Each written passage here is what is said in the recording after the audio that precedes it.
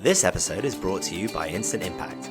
Instant Impact provides transformative talent solutions to small and mid-sized companies that are making between 30 and 500 hires each year. If your recruitment's giving you a headache and you don't know where to start, then give the team at Instant Impact a call or visit www.instant-impact.com for more information.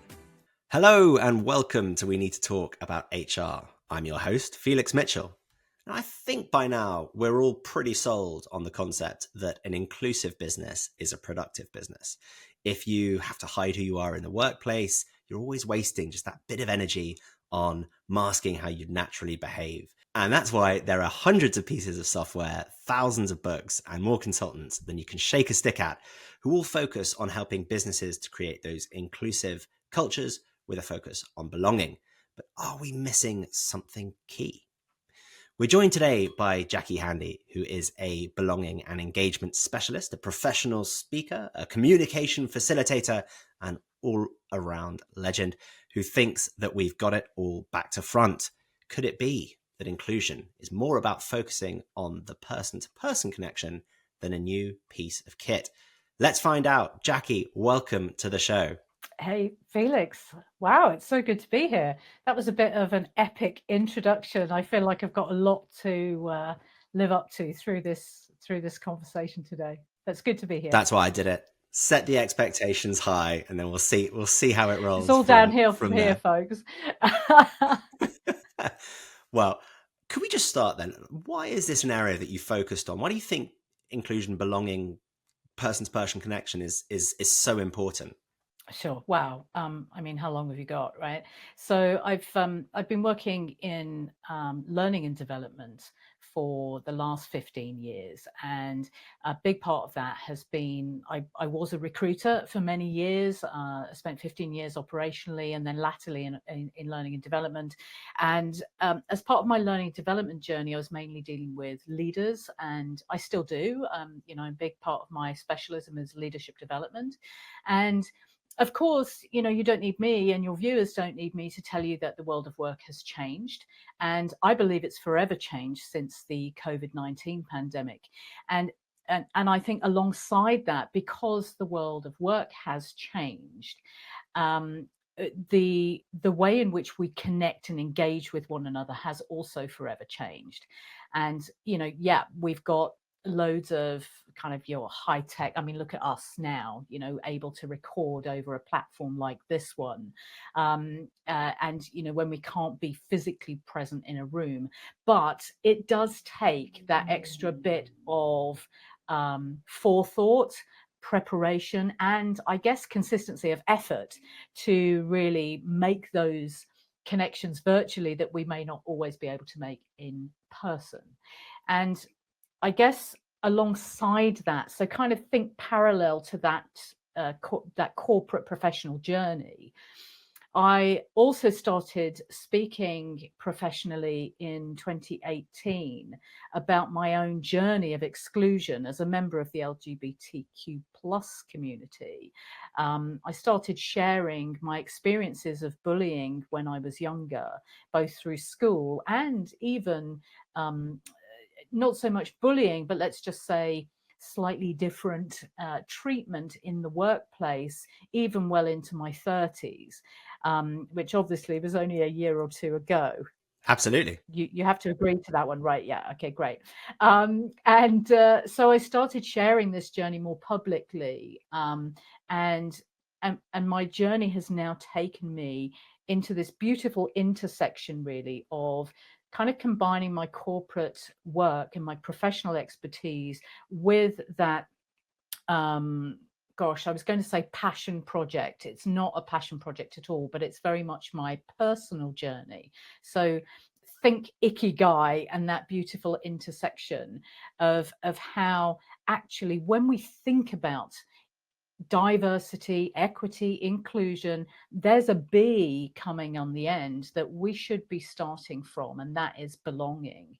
Because all of us ever really want to do is feel as though we belong, just for who we are, and not because we've had to change or hide part of ourselves.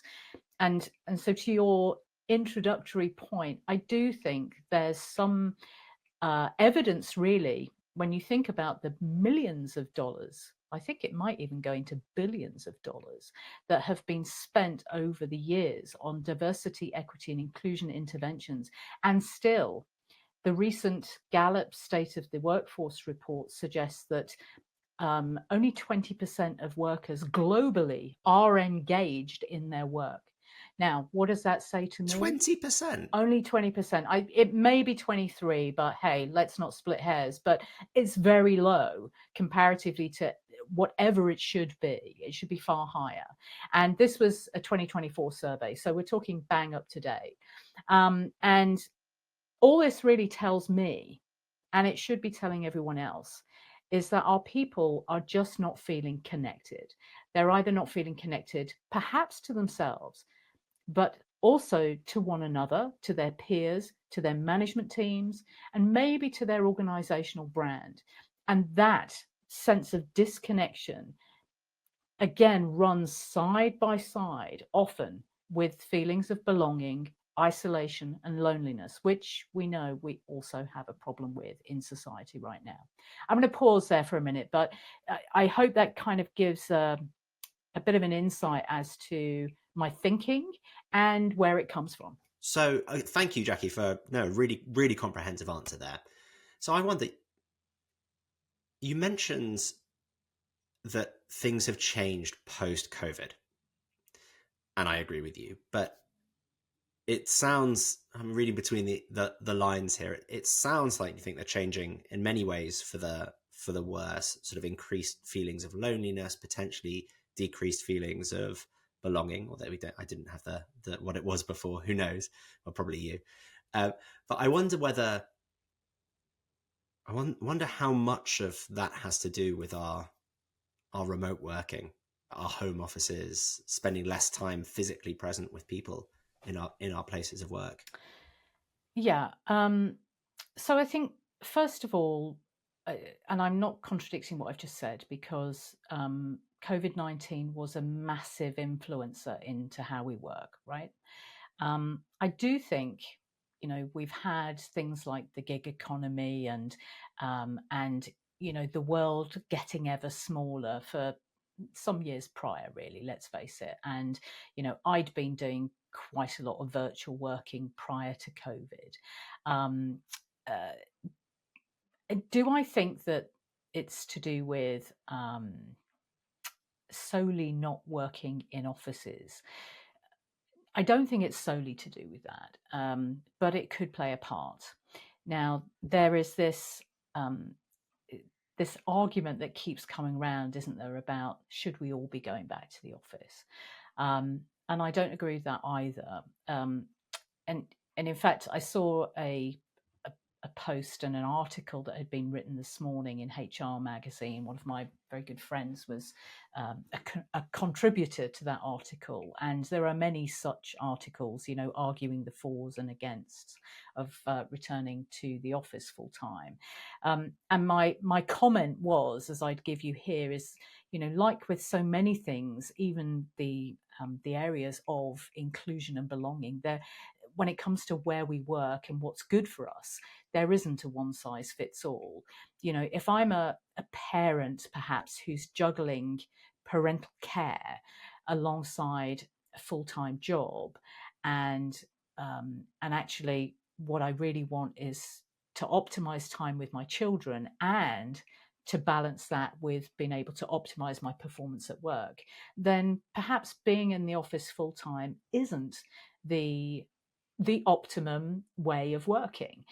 Similarly, if I'm somebody that actually is working at home is not as fortunate as I am, and perhaps you are too, to have a space that we can dedicate to our office.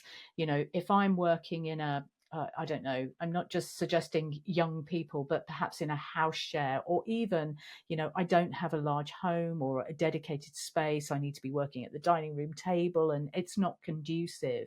Or actually, I need that company that physical presence of people, because I may be otherwise quite isolated in my life if I live alone or whatever it might be, then yes, there is a case, of course, for returning to office. We could talk about disabilities. We could talk about many other areas whereby there is a for remote working and against remote working. So, there really isn't a one size fits all. And what I love actually about society today. There are a lot of things we can moan about society today around, but I think one of the things I love is that there is a greater openness from organizations generally and forward thinking leadership teams to be saying, yeah, this is absolutely right. There isn't a one size fits all. So maybe what we need to do is find what typically works for us. Of course, our business needs and our operational effectiveness, but also for the people within the organization, for them to be performing at their best.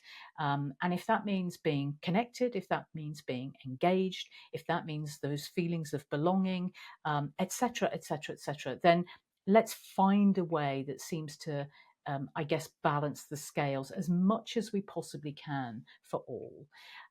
So I don't know if that really answered your question, but yes, I do think, in short, that partly the remoteness of work that some people do experience will be a contributing factor to their lack of connection. But um, let's not also assume that just because people are in the same place together, they feel connected with one another. I think that's very fair enough. And I think it's fair to say, well, by the way, I'm a massive proponent of remote and hybrid Right. working, depending what works for the organization. But I think it is fair to say that it's got harder. It's got more complex to, I think the easiest way to build connection does have you're in the office together. It's just a more human. You'd think. Yes, it doesn't guarantee that you're going to build that connection, but it does make it easier. So I'd love to jump into some of the things that you do with your clients and some of your thinking around what we can do to build those connections. What can we do as leaders, as organizations, as HR professionals? There's I mean, gosh, again, you can imagine, I've been in this space for a long time. There's a whole kind of suite of things that I could bring in. And, you know, like with anything in business, I think um, the culture and culture change, there is, again, no one size fits all. I seem to say that a lot, but, it's true. And, business is nuanced, business needs are nuanced. But some of the things that I might suggest, which might challenge that status quo a little bit, right? So to give your listeners maybe a slightly different take on what others might say is when we're firstly looking at the whole DEI area, we are focusing attention on um, uh, lack of representation for certain marginalized groups. Now, that is quite right to do in many ways because you can't you can't be what you can't see, so that representation is important. However, we have to be, of course, very careful that we don't contravene any laws by perhaps positively discriminating against others in favor of marginalized communities. Positive discrimination is still unlawful in the UK and Ireland. And so we have to be mindful of that. So we need to be thinking of positive action rather than positive discrimination. They are subtly different.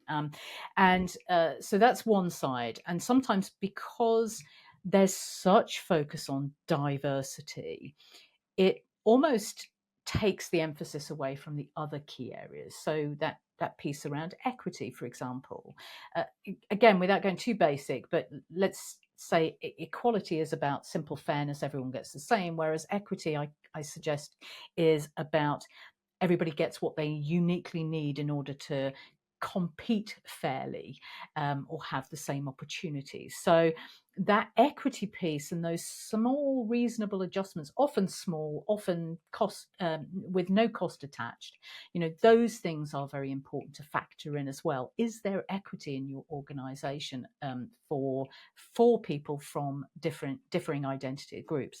And then, of course, the inclusion piece.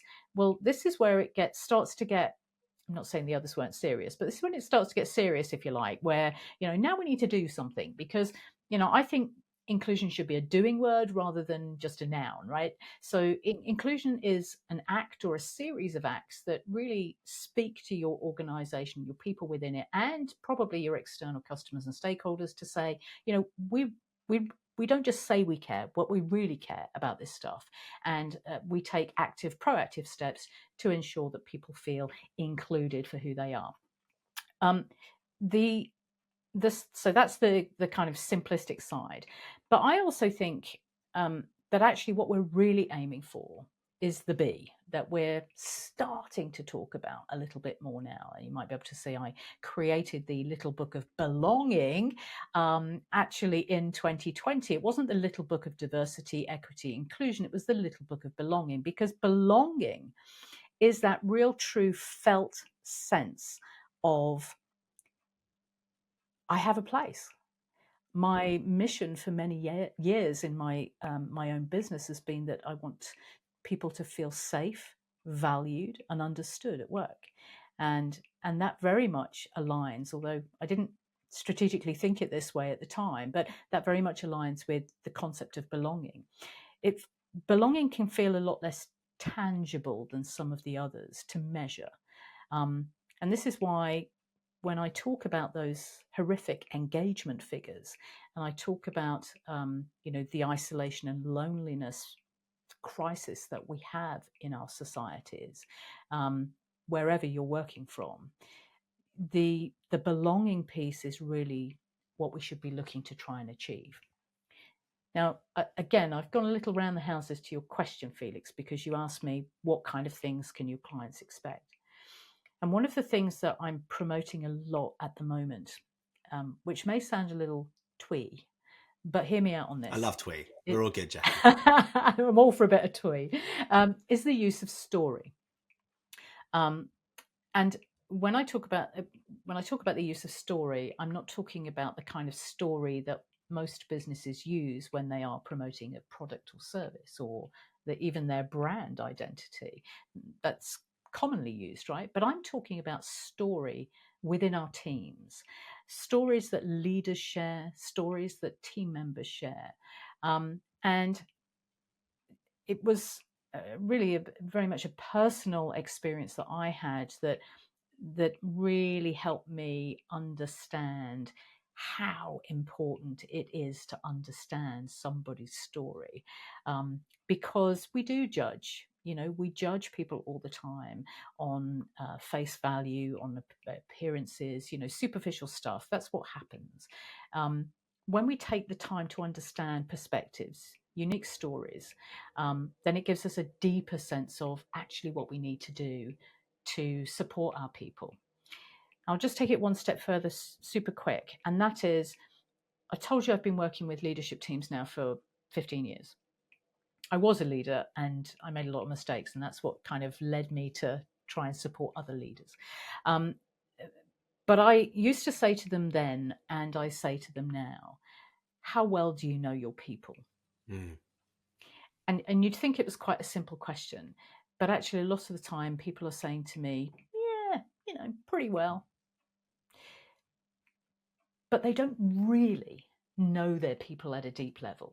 And if you don't know your people at a deep level, their stories, the things about them and their lives that have shaped their belief systems, their thought processes, and fundamentally how they are showing up in the world and in your workplace, then how on earth can we create those environments where people thrive, that they're engaged, and they get that warm, fluffy, fuzzy feeling of, I belong here. Simple answer is we can't. And story represents the bridge from, this is my corporate persona to here's who I really am. The bridge across the middle. I call it the dash. And that is the bit that shapes us. And if we can understand more of it and share more of our own, then we will connect at a much deeper level than we ever have before. Yeah, that's really compelling.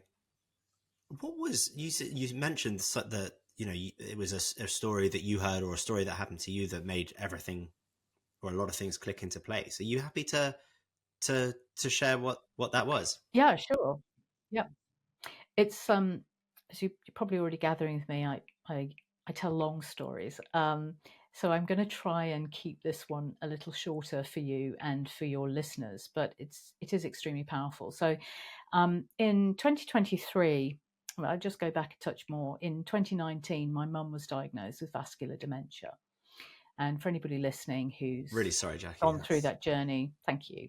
Anybody gone through that journey, going through the journey, that you'll know that when you get that diagnosis, it's pretty horrendous, because it's life limiting and life threatening, of course. And fast forward to 2023, I decided I'd just turned 50, and I decided I was going to walk the Camino de Santiago, which is a 500-mile hike. There's a series of pathways across Europe, but it's a 500-mile hike that I took on. The Camino de Santiago, sorry, put my teeth in. The Camino de Santiago is rooted in pilgrimage, and pilgrims for thousands and thousands of years have flocked across Europe and through into Spain to a place called Santiago de Compostela. You can find out more about that if you're interested. But I decided to walk the French route, which starts in a little place in the foothills of the Pyrenees in the French-Spanish border, and I literally shut everything down for 6 weeks and went away to walk. And on that journey, again, try and condense the story, but on that journey, I met a man very, very briefly, sat outside a cafe where I'd stopped for a drink one afternoon. I couldn't really see much of his face. He was white skinned, but he had a little white moustache, and the rest of his face was covered by the brim of a baseball cap. And on the baseball cap, it said, "Be a nice human." And I thought, oh, I love that. But he looked really miserable. And I thought, gosh, there's like a real incongruence here, right? And so I thought, well, come on, you can talk, Jackie, you can have conversations. So I thought I'd try and engage him in a conversation. And I said, oh, I love your hat. And, he barely looked up. And I thought, I'll keep going. And I said, oh, be a nice human. It's a great slogan. Can I take a photograph of the hat? He kind of momentarily looked up and just said, yeah, sure, And so I took a photograph of the guy's cap. And I thought, right, come on, keep going, keep going. He'll come around in the end.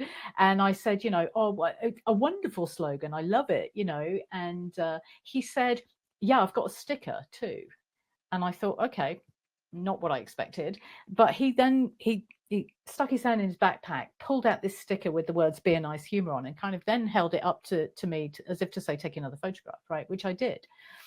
Anyway, this whole thing had got a bit weird, and I don't know why I didn't pursue that conversation that day, but I decided, okay, enough already. Sky with the sticker and everything. I'm out of here. So I wished him a buen camino, which is like good walk for the pilgrims, and off I went. Later that day, a friend of mine that I had met through the walk, I noticed she was talking to him, and I found out later from her that actually this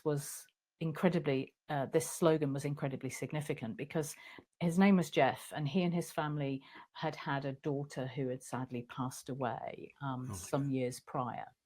And she had been studying to be a nurse, and she contracted a rare tumor, and had been actually surprisingly resilient and upbeat through her, very invasive surgery. But sadly, just shortly after her 20th birthday, she passed away. And Jeff, unimaginable, right? Jeff and his family had somehow found a way in all that tragedy to bring something good from that. And they set up a bursary in their daughter's name. And every year, uh, there's a place you can sign up and put yourself on the wait list. And every year, just before, he's in the US, so just before Thanksgiving and the sort of Christmas break and the holidays, they open this store and you can buy merchandise, and there's t-shirts and hats and beanies and all sorts, and they all have that one slogan on, and of course it's be a nice human. And I remember feeling so guilty and hypocritical, really. I'm like, God, I'm this girl that professes about inclusion and kindness and connection, and I failed to connect with this guy in that moment. I judged him, and I didn't realize the story, right? And there's a sort of part two to this, because I signed up and I bought a beanie, right? So which I got at Christmas, and because I walk a lot anyway in this country too, I'd wear it a lot in my winter dog walks, and it kind of kept Jeff and his family and the cause very front of mind.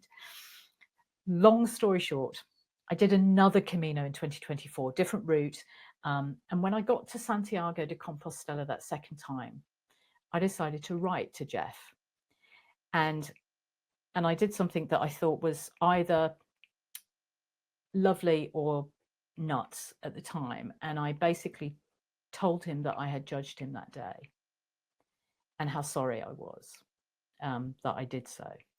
And I explained I was a speaker and that I worked in inclusion and belonging and workforce culture. And I would love to share his family's story to help raise awareness as well for the cause. And I sent it, and I thought, oh, you have that immediate, like, what the hell did I just do? Yeah. Imagine getting an email from some woman going, hey, I judged you because you'd got this hat on and you were sad. Anyway, 3 days later, he wrote back, and he didn't mention my embarrassing admission, but he basically said, my family and I would be honored if you would keep Nikki's journey alive, And he then asked me if there was anything more I needed to know, to be able to tell the story well. And so, like, I picked myself up from the floor because I was so touched actually by their good grace. And I went back, thanked him, and I said, what was there an additional significance for you on the Camino? And then he told me the second part of his story.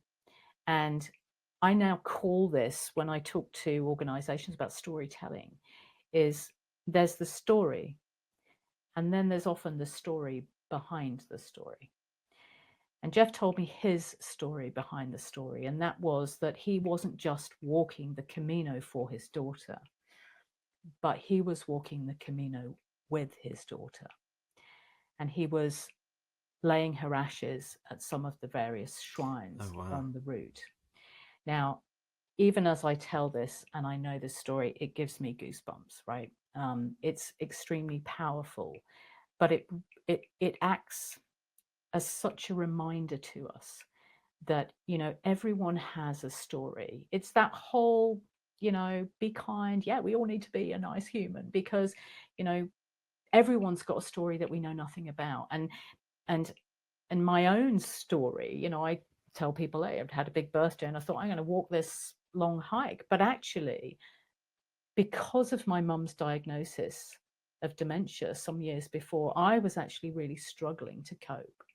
And the weight of that was bearing very heavy on me. And for my own mental health and well-being, I needed just to get away from things and make peace with this horrible diagnosis that I couldn't control, I couldn't fix, and I just needed to make some kind of peace with it. And that was my story behind the story, if you like.